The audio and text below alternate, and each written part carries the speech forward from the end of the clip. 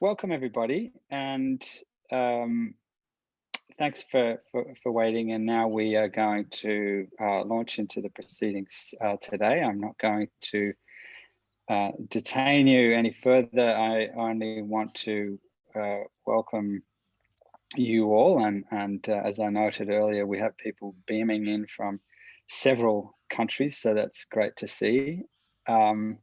And our speaker today is Zahid Akter, who is in Dhaka, Bangladesh right now, and he is a PhD candidate in our Department of Linguistics at the University of Sydney. And today we're going to hear from him about a new future construction from the verb di, say, in Pangkhua.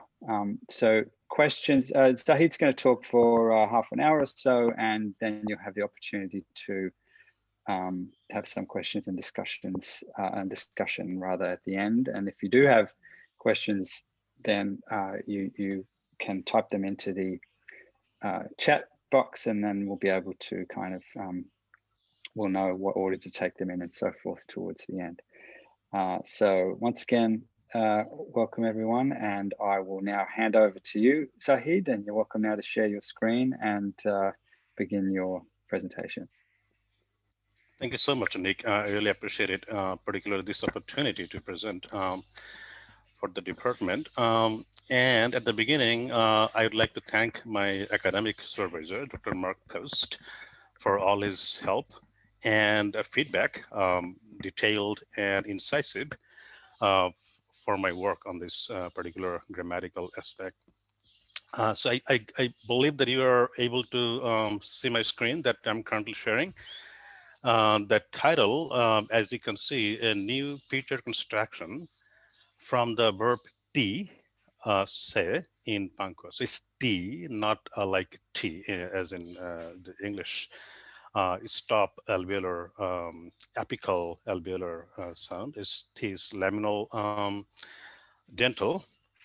And this particular word is very high frequency in Pangkhua. So the way I plan my talk is first I will introduce this language, Pangkhua, to you, and then I will describe the structural and distributional properties of this new construction. In doing that, I will compare this with some other interesting Pangkhua constructions, particularly Pangkhua future tense. And at the same time, this lexical item T has also grammaticalized as a reportative. And I'll also make a comparison with the reportative. And I'll conclude my talk by discussing implications of this particular grammatical construction for Pangkhua, particularly Tibeto-Burman typology, grammaticalisation theory, and etc. So let me first introduce Pangkhua.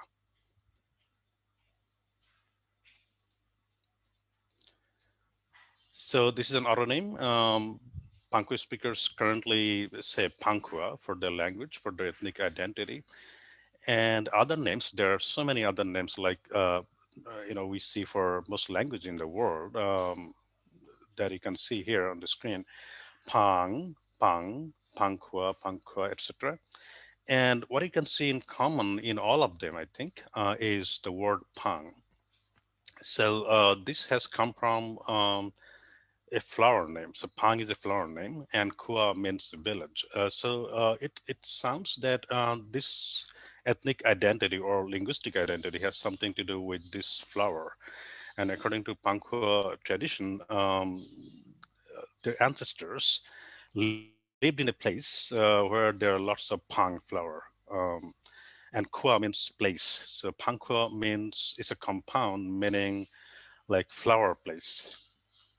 Currently, they translate Khua meaning village, so flower village.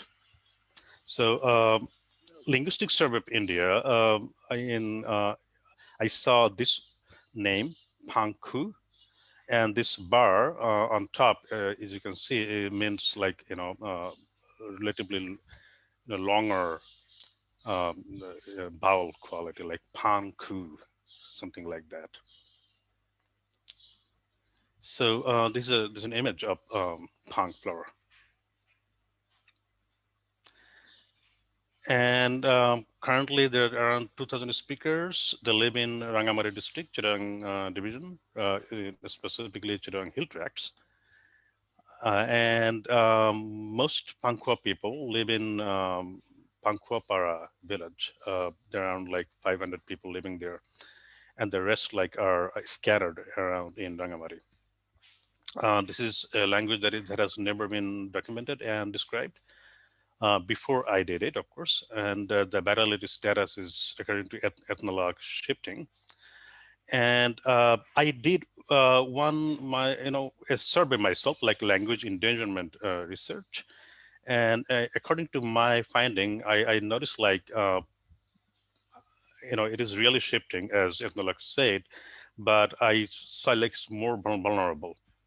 Like most Pangkhua children, even don't speak Pangkhua like fluently. They speak the lingua franca in the region, Bangla, Bengali also is called. So here I'm trying to give you a sense of location of Pangkhua in Bangladesh. As you can see, this is the border of Bangladesh. Here it's surrounded by Myanmar and India. And here on the southern side is the Bay of Bengal. So mostly it's India around Bangladesh. And as you can see, if you're following my cursor, this is Northeast India. Most Tibeto-Burman languages are spoken, and high concentration of Tibeto-Burman languages are here. And probably somewhere here is another famous Kokichin language, Mizo, spoken. And the bigger languages like Chakma and other Indo-Aryan languages are spoken here. So Pangkhua, the place where I'm pointing my cursor is Pangkhua, and on this side, mostly like Tibeto-Burman languages. On the left, mostly like Indo-Aryan languages, and they're surrounded by another big Indo-Aryan language is Chakma. This is important because whatever grammatical features we find in Pangkhua may have something to do with not only Tibeto-Burman languages, but also Indo-Aryan languages, probably. So that we may need to keep in mind in analyzing Pangkhua grammar. So here is a more specifically, I'm trying to show where Pangkhua is located and what languages are around. So on the right side, this map of Bangladesh, this is Chittagong division. And you see this highlighted chunk here is Chittagong Hill Tracts. On the left side is kind of flat land, it's a beach. And Pangkhua is spoken here on the left side, as I'm showing by my cursor. So Pangkhua is surrounded by languages like Chakma, Chittaganian, this is a local dialect, Bom, Tanchangia, and Riang. And Pangkhua is the smallest language here, and possibly the smallest language in Bangladesh. So that's another factor of its vulnerability. So here is a view of Kokichin languages. These are all Kokichin languages. And there are 53 here, Kokichin languages, as so far not documented but recorded. If you're curious about color of the Kokichin languages, the red color represents central Kokichin languages, and blue represents peripheral, and yellow represents northwestern. So this this division is, I'm just guessing, based on Peterson's subgrouping of Kokichin languages. The more I'm working on Pangkhua, by the way, the more I'm kind of being skeptical about this this sub-branching. But that's a different story. Since Pangkhua has never been documented, it was never like put under any sub-branch. in the lower or lower order subgrouping. Since there is hardly any evidence or data, Van Beek put Pangkhua in parentheses. I didn't put this parenthesis, Van Beek did it, indicating that he's not sure about whether Pangkhua would belong under like Proto-Central Cochin. Similarly, in his sub-branching of this subgroup, Cochin, Peterson did not mention even Pangkhua, saying like whether it would belong to Central or Northwestern. But I'm doing it. Again, from what evidence I've found in Pangkhua, particularly like phonological sound change, that is frequently considered as one of the most important factors in sub-branching, maybe inherited from like Indo-European. It seems like Pangkhua would belong to Core Central for now. So notable characteristics of Pangkhua, it has an OV word order, elaborate argument indexation on verbs, verbal adjectives. I mean, there are no dedicated, lexical items for adjectives like English. Verbs are frequently used as adjectives, but we have certain other specific subtle criteria for saying that, yes, it can have a kind of root, verbal root that frequently are found to function as property concept terms, adjectives. So I'm calling that verbal adjectives. Number two is very important. Specifically, it is relevant to this presentation. So I'll share one more slide on number two. Elaborate argument indexation on verbs. So if you have a look on the left, so what you see is Pangkhua personal independent pronouns. So they're like full independent pronouns, like kai means I, Kaini means we, Nang means you, Nangni means you all, Ani, he, Ani, they. So they're like full independent pronouns.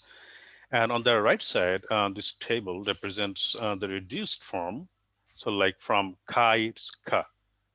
From keni, it's ken, like this. So in the example, as you can see, Pangkhua indexes these arguments on the verb. So I gave you a boat. So kai mlangha kapekne.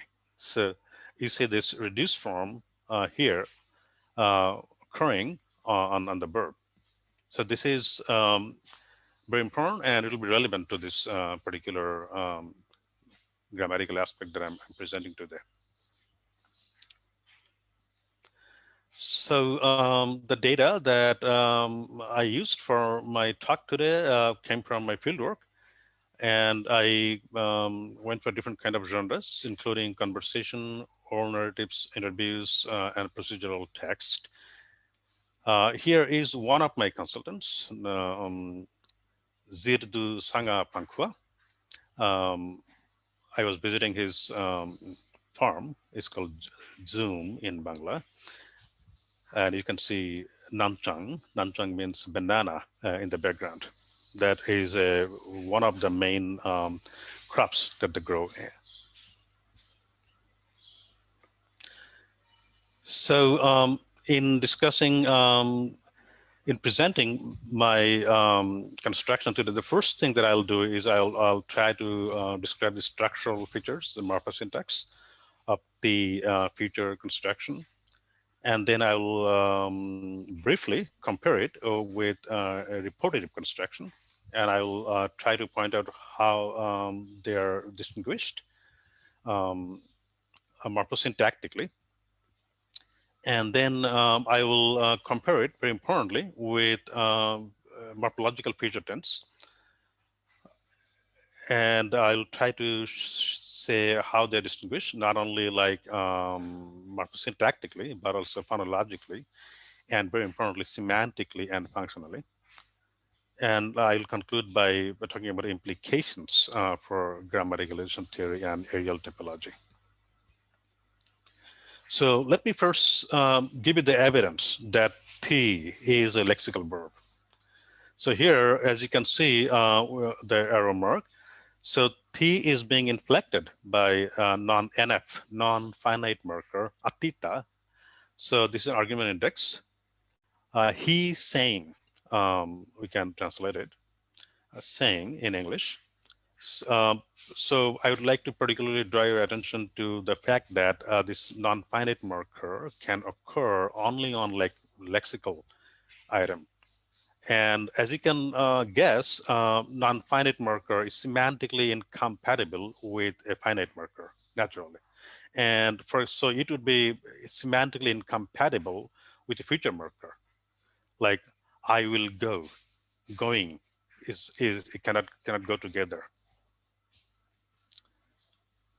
And here, the evidence is that like other prototypical lexical items, like mu, no, I should pronounce it correctly, mu, like that, um, is also inflected like t.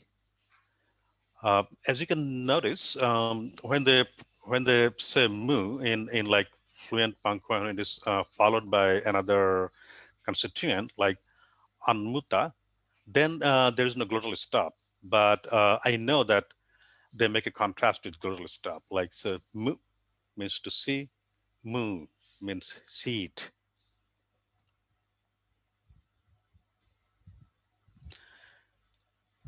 So here is a corpus example of this feature construction. So let me read it for you. Nun could be den Kalkati. So Kalkati is a future construction. That's the focus of our talk today. Kalkati. Kal means go, and Kati, ka, the first person singular argument index, ti, se. So Kalkati means I will go. Here it is. Now see, this kal is a phonological unit and kati is another phonological unit, and to kalkati is one grammatical unit. If you ask a Pangkhua speaker, what is the meaning of ti? He or she will never tell you that it means will. He'll say se. If you like ask him, what is the meaning of kalkati? He'll say, I'll go. And then if you ask again, so what does this T mean? He'll say, it means say. So, so what do you get from here? This construction, and again, I'm highlighting this word construction because Pangkhua speakers don't interpret this as like, having a kind of deep structure, Chomskyan deep structure, tree structure, T is will, and etc. They interpret it as a construction. Like when you say Kalkati, this construction, as I'm showing it, like verb root and optional verbal operators, then this argument index and this T. When they have this chunk together, only then they will interpret it as a feature construction. So this is evidence based on, based not on linguists, but based on speakers, that construction, the concept of construction exists. I have no idea like how Chomsky would postulate a deep structure from this, particularly taking into account of language internal, speaker internal grammatical structure that Chomsky frequently, claims that he postulates grammar based on speaker internal grammar. So I noticed quite rather surprisingly, because Kono in Linguistic Survey of India has given a kind of very brief survey of the language, and he noticed this feature construction. So Kono is saying the suffix of the feature is ti, and the pronominal prefixes are inserted between the root and the suffix. So Kema chankati, I shall be. He's using shall. I guess shall was used in Old English, and we are taught shall in our school, but it is no more in use in modern English. I'll leave it to the speakers who have like a historical linguistic knowledge about English to interpret it, but we can say that Kono definitely noticed this feature construction in the early 20th century. Now, I said that this is the schematic structure of this construction, V root, then this argument indexes and this T. I noticed like Pangkhua has this V root with like on prefix, which is not analyzable at this particular moment in modern Pangkhua. But I'm showing this particular slide to say that the Pangkhua V root can have an uninterpretable, unanalyzable prefix, but still we can consider it as a root, just a root.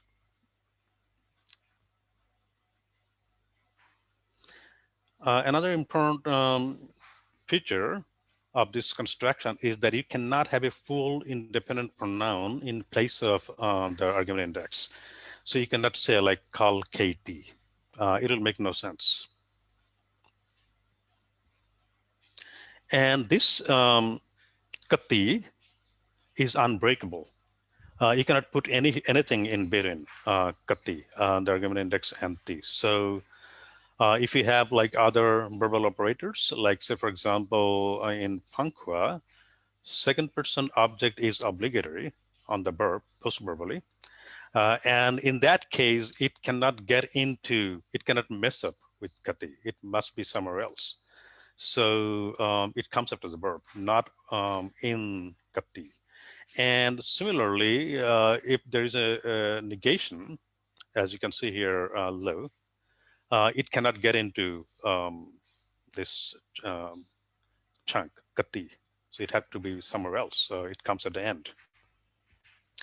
Similarly, if we have this commutative marker, it also should come somewhere else. So it comes after the verb. Tlung pui ne kati. So let me put my chat box somewhere else. Yeah. So tlung pui ne kati.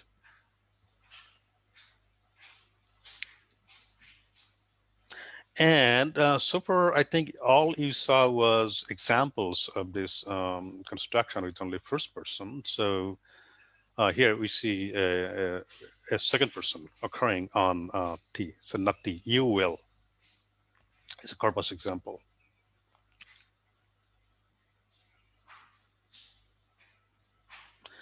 And after the verb root, there can be an auxiliary verb, actually.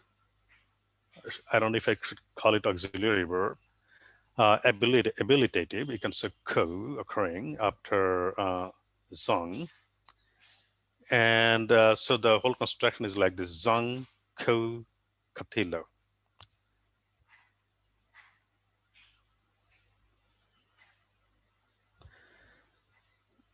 Let me compare the feature construction with T reportative. So I should mention that T reportative is highly frequent in Pangkhua. Like you will, if you speak to a Pangkhua speaker, you'll hear this T like in every few seconds. You'll hear it more if you're listening to a Pangkhua like oral narrative. They'll say like T all the time. So like in English, it would sound like reportedly. You know, they keep saying this.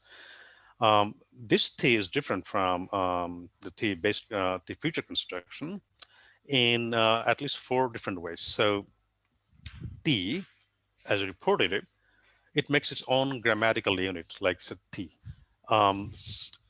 It's a chunk by itself, grammatical chunk, and unlike Kati, that is a phonological unit.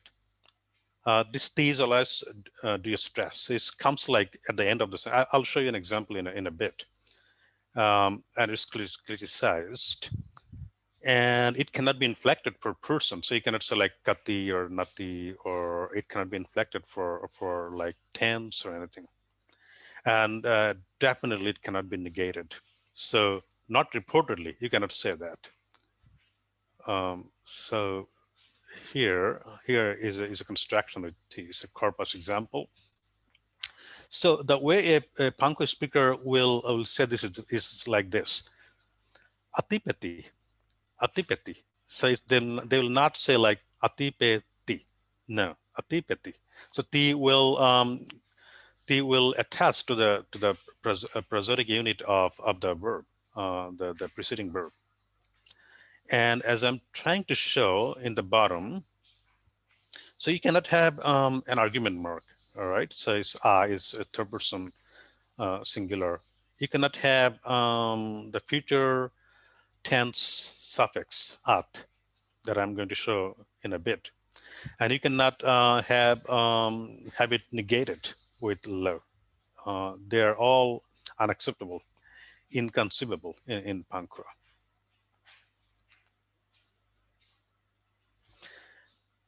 So now here is no. I think I should show you the feature construction first.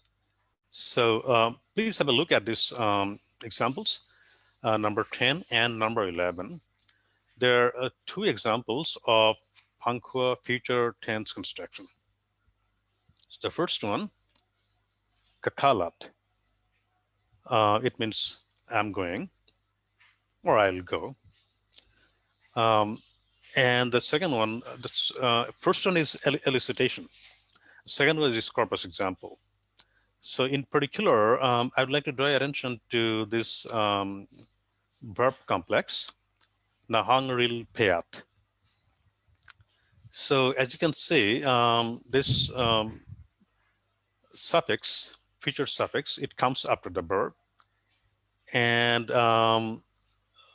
here in the second example, it can come after a benefactive or malefactive. So real peat. Now, usually this feature construction, let me go to the next slide to, so this is the schematic structure. And as you can see, unlike Kalkati, Kakalat, they make it own phonological and grammatical unit at the same time. So this is a phonological difference. And the fact that they're semantically incompatible comes from the evidence that they can never co-occur. They never co-occurred in my corpus, and my Pangkhua consultants said that all these constructions are unacceptable. So you cannot say like kal katiyat. So what I'm doing here is in various combination, I'm putting this T and at in the same construction, and they're all impossible. But you can say E and F, kalkati or kakalat. You can say that, but they cannot co-occur.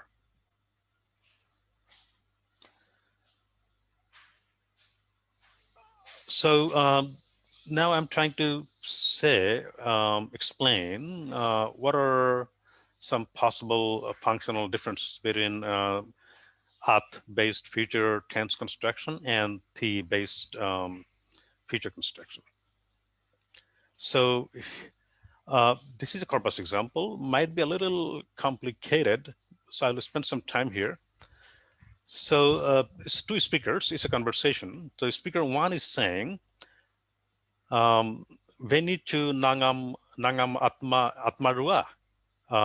Are you going to stay today? So particularly note that at the future tense is occurring after the existential verb stay or exist. And note that this is also occurring. So in the second construction here, now this T auxiliary verb, future construction, occurring after the same verb, stay, amanti. So a speaker is asking another speaker, are you going to stay today? And another person saying, the person who is asked is not answering, another person answering, they will stay. Amanti, aren't you going to be able to wait for tea? Now he's asking the people who are first asked, are you going to be able to wait for tea?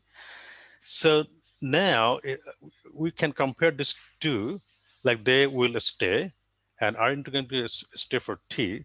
Both are future, but one is more immediate than another one. So tea is coming first before they will leave. So now he's using this at with immediate future, and he's using this T with distant future.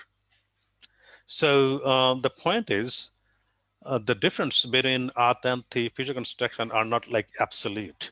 They occur when there is a comparison or a relation. So they're relative to one another. So I guess they can say, like, they can use T with this, for this T construction. Will you stay for T? They can simply say that when there is not a construction like that on the left side. So they can definitely, my guess, they can definitely use T with this co somewhere else when it is not coming in relationship to this T construction. And I proved that by asking these elicitation questions to my Pangkhua consultants. So, tuahi kwa surat, they told me that if you like compare these two, they told me that the first one, the rain is perceived as coming immediately, more immediately than the second one, tuahi kwa surti, it will rain now. By the way, if I don't compare these two, and if I just simply ask them, what does the first one, 13, mean? They will actually give me the translation for the second one, like it will rain now. But when I just like made comparison and told them what is the difference between this, only then they came up with this. So the first one means like, more immediate, it's coming now. There are like symptoms in the sky that it's going to rain quick,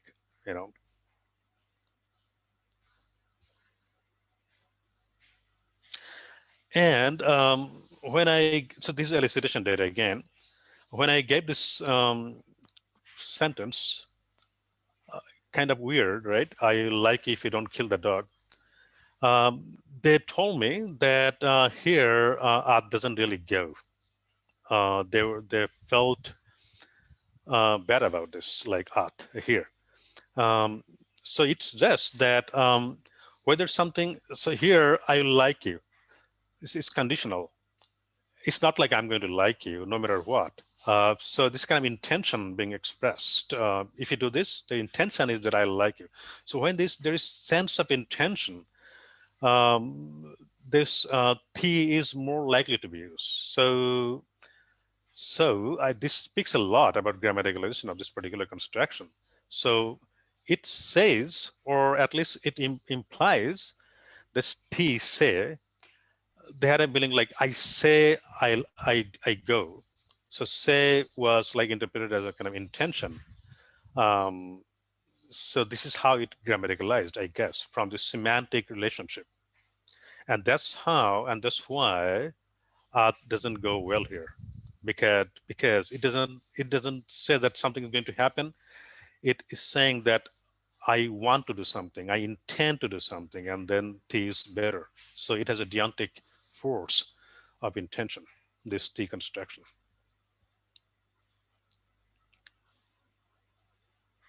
So this is a summary of the difference between future tense art construction, phonologically dependent on the verb. It's a word level affix. And T is clause level, it's clitic. Functional, it's less and only deictic in relationship to the time of utterance, and more immediate future. It is deontic and deictic too. And did I say that actually this T construction is like taking over art construction? So in cases like when it is only deictic, they are frequently using this T construction, and you can see from here, right? Tuahi kwasurti. I mean, there is no person expressing intention, but still, when you ask this question, this sentence, the first construction they will come up with not at but T construction. So this indicates that T is gradually taking over the at construction. Now, I think this T feature construction is very significant. There is no evidence in Koteva's Hein, seminal book, seminal research that there is no word like say that led to this feature construction. So this is very novel and unique typologically. So far is very important here actually, because I'm not at the advanced stage of research on this particular construction. So I didn't find any Cochin languages having this construction yet, but again, this is very inconclusive. But it's not improbable, this grammaticalization. So what happened was kalkati, kal is a verbal root, kati, ti, se, inflected by argument. Now this ti became an auxiliary, the same construction. So this grammaticalization is not morphosyntactically improbable. At the same time, I mentioned this semantically, it's also very plausible. Like say I go means I commit that I go, then I will go, something like that. And another reason, this construction, another motivation may come from this theory or hypothesis of Delancey, functional sink. So what happens is, like, if you don't have a construction for a particular function, that particular function may develop from a related construction. And that's what probably motivated this particular construction in Pangkhua. And I don't know how much time I spent. Was it too quick? Thank you so much for your patience and for your listening. I would appreciate your questions, comments, and more specifically, your suggestions to improve this particular grammatical aspect.